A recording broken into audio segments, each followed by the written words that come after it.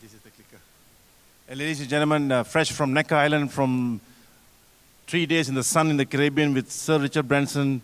Next speaking is Mr. Kylie Young from Says.com. Check, check. I'm feeling good. I knew that I would now.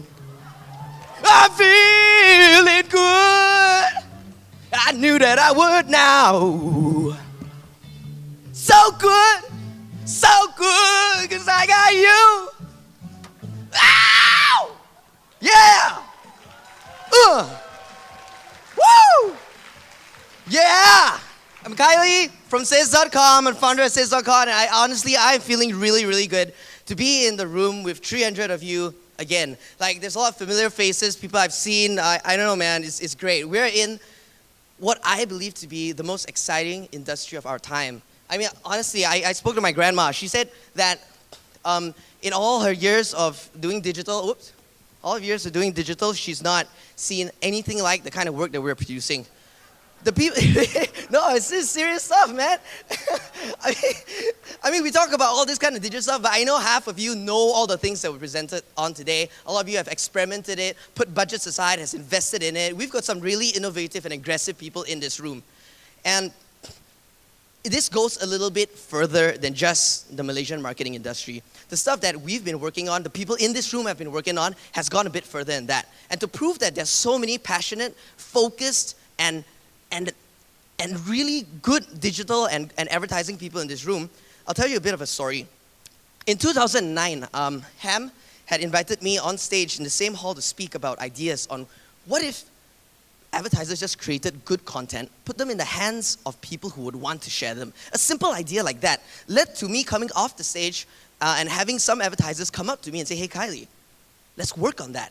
Let's put some budget aside, let's experiment with that. Let's put, like Mr. Kukakun, he put aside 4 campaigns worth of budget to say, look, let's just try it and make it work. And so we did.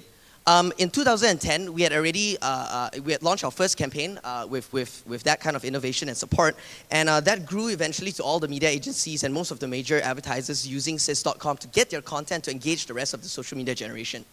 And that moved on a little bit further. Like we had used our own platform on Says.com to launch our own group buying site, which in 3 months grew to be the largest and most happening group buying site, which Groupon eventually bought. And after that, we, the ad spend, which has consistently been growing, by the end of 2011, advertisers have been spending up to 5 times more than previous year on Says.com. And based on what I've seen in 2012, the kind of work that we're doing, I know the spend just keeps on increasing. It seems that people who started with a bit of a testing budget has grew it into a full-blown budget, till we're seeing some digital campaigns having 50% to 100% of the digital budget being put on Says.com to launch these kind of campaigns. And the results are astonishing. The results themselves, where we put in the thought process and come up with these case studies. I don't know who go and forward the deck to who lah, right? They don't pass on, forward the deck everywhere. What happened was that I started getting calls from different places in the United States and all across the world. So last year I spent a month in 5 different states in the US. I spent some time in Japan and China and recently India as well. Sort of laying the groundwork and scoping out how good really is this work? Why were they interested in discussing this work? And it found out that the kind of Malaysian advertisers here producing these Malaysian campaigns were being used as references in their discussions about how very simply we can get social content strategy done right. And this story has even led me so far to be nominated and invited. I just got back. I mean, I'm still a little bit jet lagged. I just got back from 3 days with Sir Richard Branson himself. There were 20 of us over there to talk about how we can use social, how we can use digital to transform the way his NGO, Virgin Unite, changes the world. And all of this stuff happened because of the people in this room. Because as advertisers, as digital people, we ourselves, we dared to invest that budget, to put that money in, to make things work. And it has gone all the way so far. So thank you very much for all of that. I think we've got a really exciting industry. So what I hope to do in 2012, as an update from Sales.com, there's 5 things that I want to focus on to give back to this industry. The first thing that we're doing is starting something really simple. We've, in the past 2 months, have been seeding this. I know some of you in this room are part of it, but it's called the Social Media Dojo. So this is a private Facebook group where we invite clients who have worked with us before to meet each other and to share, to exchange tips, links they've read, to ask questions and support each other so we can facilitate more learning across the industry. This is a private Facebook group, so we don't want like people coming in and who are irrelevant. It's only people who actually ran campaigns, who, day in, day out as part of their job. So if you guys are interested in being part of this group, just catch up with me and any of my team today, and then we'll add you in. The next thing we're doing is we also noticed that there is every agency and everyone over here, every client, we're looking for more talent. Oh, where do we hire good digital people? Where are these people? So with Renee and the MDA, the Malaysian Digital Association, we're launching digitalfuture.my. So you check that out. All the media owners, including generous donations from Yahoo and a whole bunch of others, we are putting media budget together to launch a digital campaign to get more talent into the Malaysian digital industry. So that's the first thing that we're doing for the industry. I mean, there's more to come. I mean, obviously with the MDA and the subcommittees of organizing events, and with HAMS IAA as well, we're also involved in the young professionals category to really help grow the industry. The second thing that we're doing as well is, what is the second thing? Let me check it out.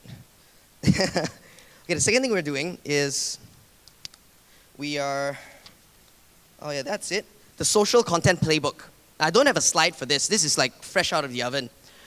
Having run about close to 400 campaigns in each different industry, we have got a lot of data on what people like to share, why people click on certain things and view certain things, what kind of content gets shared more than other kinds of content. And with this data across all these campaigns, we've drilled it down a bit deeper into industry, banking industry, what have they done? FMCG, what have they done? Airlines, what have they done? What are the best practices to layer a content plan and a conversation plan on top of the media plan? All that comes in the social content playbook, which I hope to meet up with you personally and give it to your team.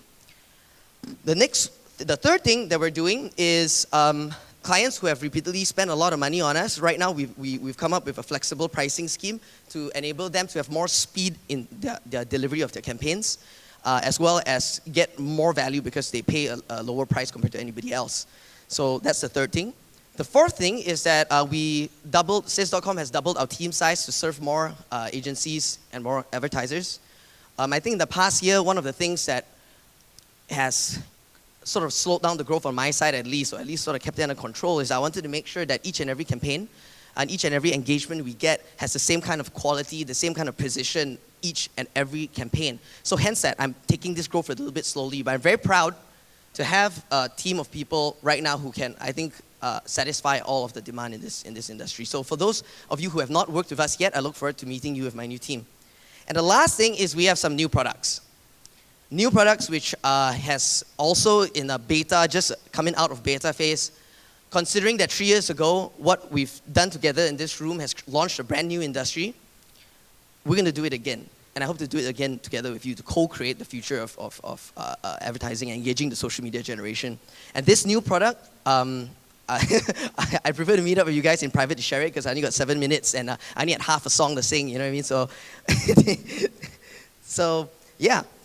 So basically, if anyone is focused on winning over the social media generation and already has budgets set aside to get serious about winning over the social media generation, at Sales.com, we are 100% focused on making sure that media budget comes back in marketing returns. And we've done that over and over again with winning case studies, which I really, really want to share with all of you. And we've discovered some insights in some of the stuff which I think only with this kind of focus and rigor that we'll discover. So if you're focused on winning over the social media generation, we're the only company in Malaysia which is focused solely, campaign after campaign, only on this as well. And we hope to work with you on that. So having said that, I'd like to introduce you to my team. Sam, are you there? Okay, wait, I'm just going to put up a slide. Okay, so this is our contacts. Oh, wait, where'd it go? Ham, save me. Okay, here you go. Yeah, so that's Sam over there. He's like that bald dude at the back. That's Sam. Oh, okay, there we go, Sam. So that's Sam's email address, his phone number. Chris, are you here, Chris? Oh, Chris is there. Chris is also bald. They look just like each other. So I've got two of the same person. You can't miss. So that's Chris. Charlotte, are you here? No, Charlotte isn't here, is she? Oh, okay. All right, so Charlotte's not here. And Terrence. Terrence, you here? Yeah. Okay. So with that, this is so much fun stuff, and like I said, I feel really good. And let's work together on some cool shit. And next year we'll get back together again and have even more campaigns to feel good about. Thank you very much.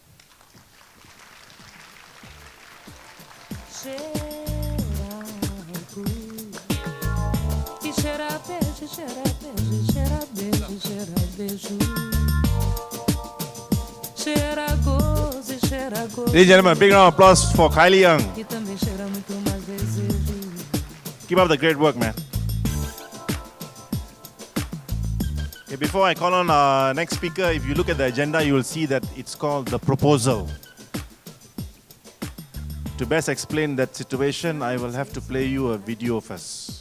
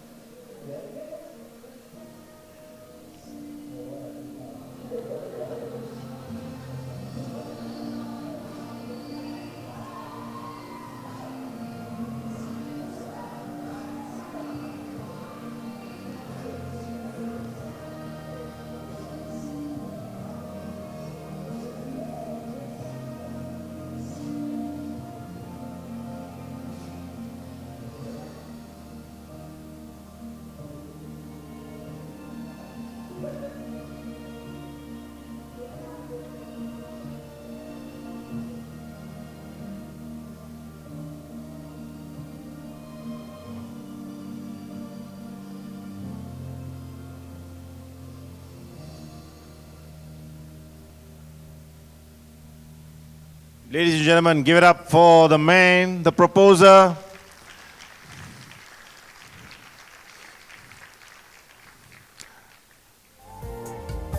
Our very own Malaysian star. Can I have the lights on, please?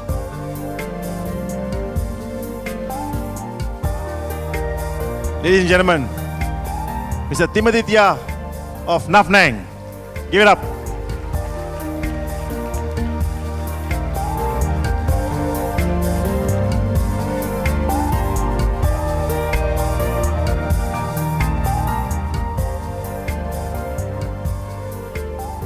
I am so embarrassed. Sorry you guys had to watch that. Now, just a quick introduction about myself. My name's Tim. 5 years ago, I started along with a partner of mine, a company called Naf Nang. We started off in Malaysia, and now we're in 7 countries. We have offices in Malaysia, Singapore, Philippines, Australia, Hong Kong, China, and Thailand. And the company is about 120 staff now. And we do all sorts of things. We even have a sister company that does Chirp Chirp, that does like social media campaigns, and a lot of other companies as well. But the truth is that, as you guys know, I'm not here to talk about that, right? When Ham talked to me a couple of months ago, he said, "Hey Tim, I want you to talk about, I want you to come to my Malaysian Media Conference." And I was like, "Yeah, totally. You know, I've done it before. It's fun." And he said, and I asked him, "What do you want me to talk about? Social media, viral campaigns, case studies, stuff like that?" And he said, "No, I'd like you to talk about your proposal." And the first thing I was thinking was, which proposal for which client? You know? And you know, and then he told me it was this, and so I'm going to tell you a bit of a story about how this actually happened. So as you may know, sometime towards the second half of last year, I kind of decided I was going to ask my girlfriend to marry me, and I found out that she was actually really into memes, which is, you know, like those little pictures that I was showing up. You know, they are kind of like, well, it's so hard to describe memes, but they're kind of like things people use and custom make themselves to apply to different situations in their lives, right? So what I did is I did some research. I put together a bunch of these memes, and, you know, inspired by Love Actually, that one scene, you know, I actually went to a restaurant, got her friends there, you know, and then I started, you know, showing her those pages. So it was definitely by far the most terrifying moment of my life.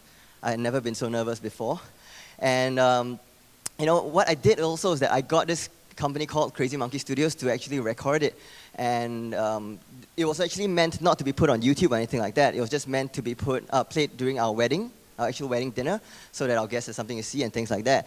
And it turns out, somehow along the way, our Crazy Monkey Studios, they were actually asking us to post a video up online, and we were quite reluctant to do it because, you know, being bloggers ourselves, my girlfriend is a blogger, I'm a blogger, and you know, we know that when you put yourself out there, you tend to get criticized, and with something we're used to it, but you know, that was one thing we didn't want people to, you know, ruin in a way. So we were reluctant to do it at first, and eventually the Crazy Monkey Studios just decided to put it all up, and from there it kind of went viral on its own. You know, I tweeted about it, my girlfriend tweeted about it, and then a whole bunch of bloggers tweeted about it, and before we know it, you know, Ryan Seacrest, Christina Perry, and all these celebrities started tweeting about it as well.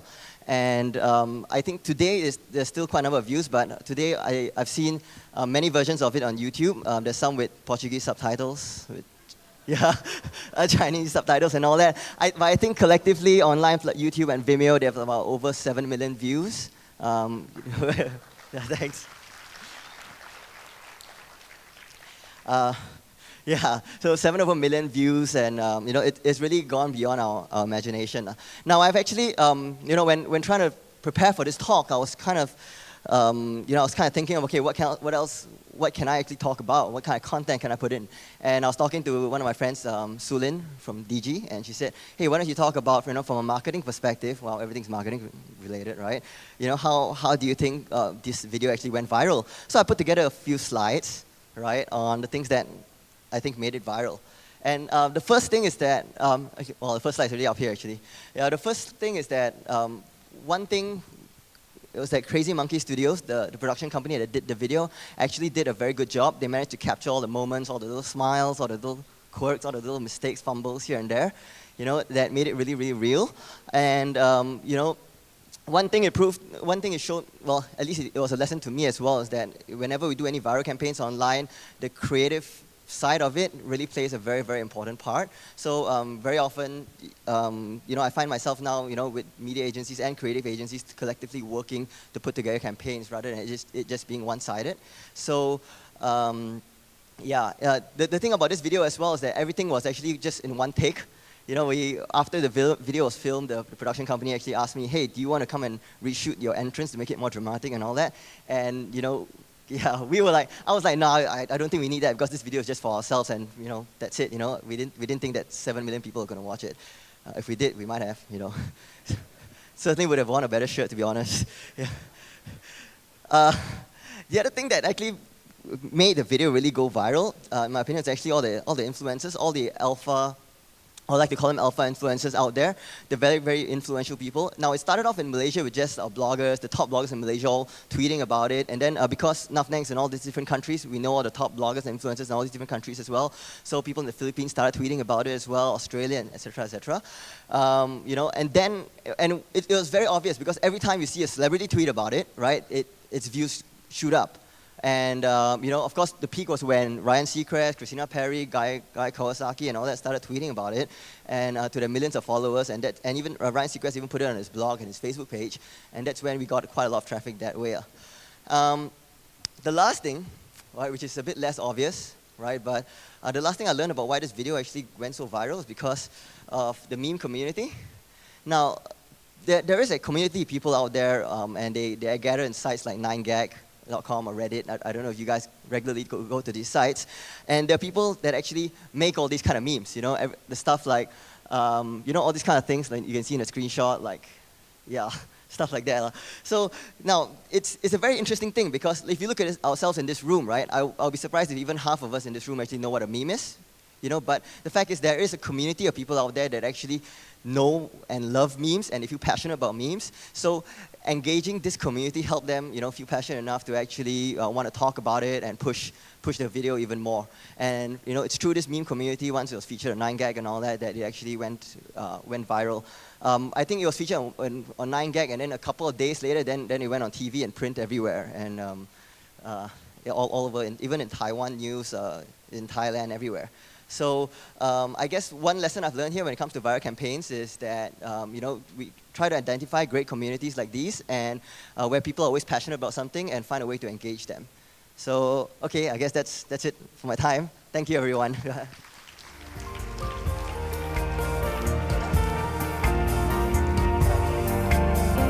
Ladies and gentlemen, Timothy Tia. Actually, I'm really beginning to enjoy this section of the day. I think the stuff that John from Yahoo was sharing with us and James from Google and Sunita, very interesting presentation, and Kylie and Timothy Tia. Some of the speakers, I think the first time they went on stage was at our conference many, many years ago. And it's so nice to see the new stars in the making. It's really, really great. And like what Kylie said, it's actually about all of us. Yeah, that's amazing. And similarly, I want to introduce our final speaker for this section. Great guy, Kenneth Hu, the CEO of SpurPress.com. Give it up.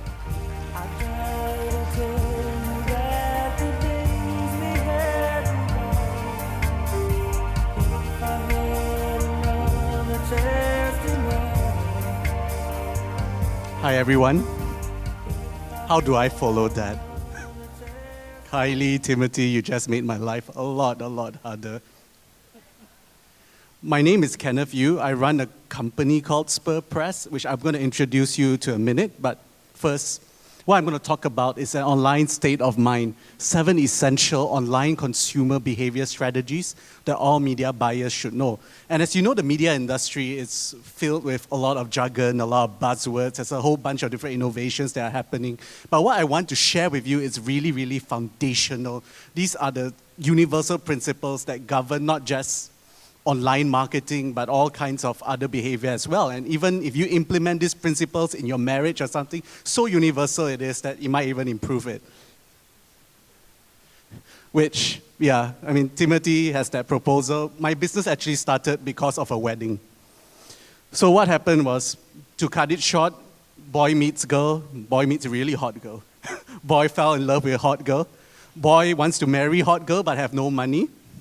So boy goes on social media. I actually went on Twitter, and I launched a business on Twitter that actually basically broke even in 5 minutes, became profitable in half an hour, and managed to fund my wedding in a month. So basically, I got married on top. Thank you. Really a grace of God. We basically got married on top of the KL Tower, and it was just a wonderful wedding. But basically, that's how the business started, because my business mission and vision was to fund the wedding. So when it was funded, then it started getting a life of its own. So now spurpress.com really is all about the eyes and the hands. Eyes in terms of traffic, in terms of hits. We are ninjas at generating traffic to whatever your properties are, be it PPC, SEO, social media. And in terms of the hands, what's the next desired response that your customer or your online audience wants to take? We can sort of, in a sense, influence them in a way to take that next crucial step. And this is really what I want to talk to you about, the 7 underlying principles behind all the online marketing campaigns that we're doing for our clients. And by the way, the byproduct of this is as well that I have 60,000 followers on Twitter, a lot more than some of the brands. And yesterday Guy followed me on Pinterest as well, so that was quite an achievement for me. So on the internet, the rules always change.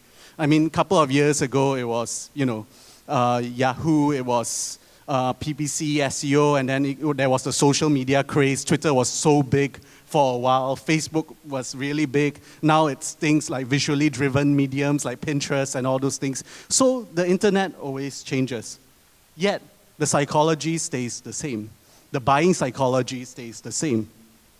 And ultimately, it's about psychology, not technology. And these are the 7 psychological principles that once you master for your online marketing campaigns, it would really help you take the response rates to the next level. So here's the 7 strategies. Are you ready? Think like a fish. Let me tell you a story. A couple of decades ago, there was a master fisherman. In the States, there are professional fishing competitions. And basically, this dude was like the champion fisherman. He would basically catch more fish than probably all the other fishermen combined. And when they asked him his secret, what they told him was basically, what he told the person who asked him was basically this: I think like a fish. I don't think like a fisherman. When other fishermen are investing in technologies, in fishing rods, and all those things, I actually think how the fish will actually act. I will know where the fish goes in the water, which part of the river will it go, I mean, what are the tendencies, what sort of bait will it eat. In the same way, in the online marketing place, we shouldn't focus so much on the technology because, there's always a catch-up. We're already, half the information in this room is already outdated because of how rapidly the world is changing. But how do you think like a consumer? Because, for example, if you have a commodity sort of brand, which is, like cars and all those things, then maybe you can use something like SEO. If it's a lifestyle sort of brand, you can use something like social media. So where does your fish hang out? Which river does your fish hang out? So something to think about. The ethical bribe. We live in this age where, there's a lot of these marketing messages that are bombarding you and everything. So what's happening in terms of how do you make them take that step to actually engage with you, to engage with your brand? And there's a lot of reciprocity at work over here. It's the I scratch your back and you scratch my back sort of scenario. And if you scratch your customer's back first, then they will do whatever your desired response will be. So offer a bribe, offer something that either make them, like your Facebook page or opt into your email marketing list, or, whatever the desired action is, give them an incentive to do so. Strategic intimacy. Here's a key principle. Familiarity leads to intimacy. And what I meant is the more familiar you are with a person or a brand or a company, the more likable, the more you're predisposed to it, and the more you will actually fork out your wallet and buy something from them. This is also called the second-hand car salesman principle. You go, all the Proton salesmen are the same, all the Beamer salesmen. They're essentially selling the same product, but you buy it from the person you like the most. So This is really the principle. When you are transparent to your fans or to your audience, the more they will like you. Of course, it's not to air your dirty laundry, but tweeting like the baby photos of your CEO or the pets of your CEO will actually go a long way in somebody actually having an affinity with you. The incongruence principle. The mind is attracted to things that are outstanding. And when you have 2,000 marketing messages out there, what basically happens is everything sails past the mind. So you need to position yourself in such a way that the customer or the target audience or whatever it is actually takes notice of you. And it sounds like a really hard thing to do. It's actually not that hard. Just study what all your competitors are doing and just do the opposite. For example, let's talk about email marketing as a medium or as a vertical. And like click-through rates, and open rates are actually plummeting and everything. But something as simple as, for example, and this is a real-life story, real-life scenario where you just study all the subject lines your competitor or whatever the inbox is actually generating. You just create, if they have an average of 5 to 6 word subject lines, you just do 1 word subject lines.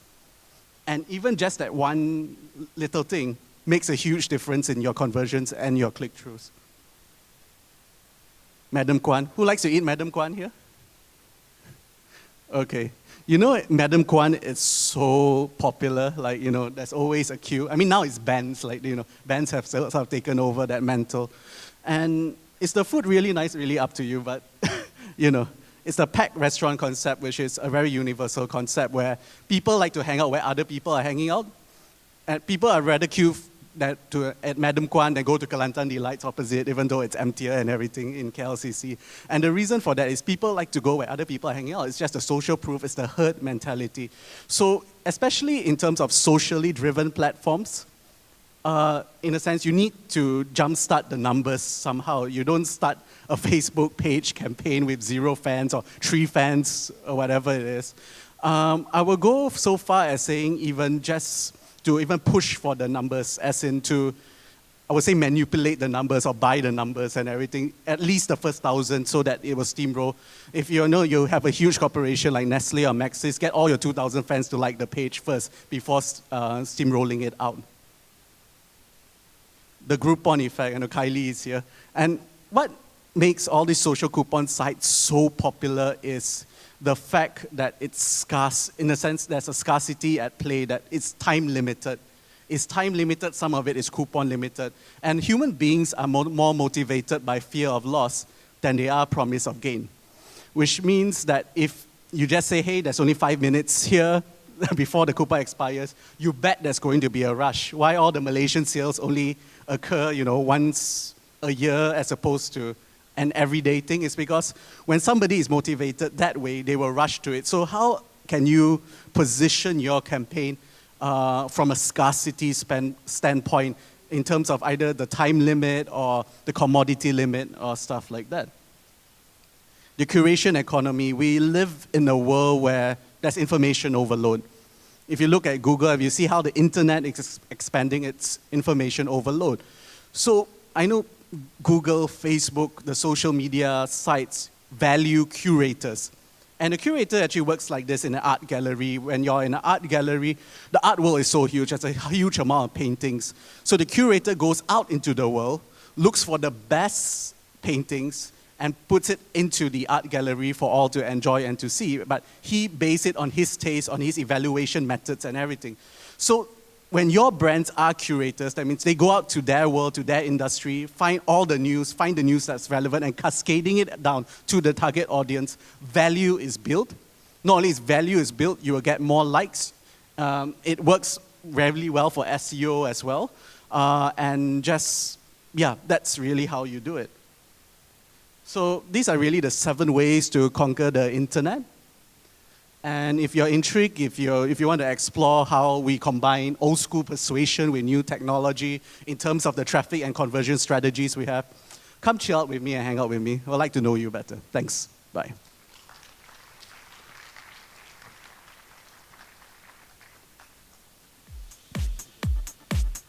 Thank you, Kenneth. Thank you for taking the trouble to put that together. There were very interesting thoughts there for all of us to learn from. Okay, ladies and gentlemen, we've come to the end of our pitch hour session. We'll take a short break now. There's tea and some food outside. We'll be back in about 15 minutes' time. Thank you.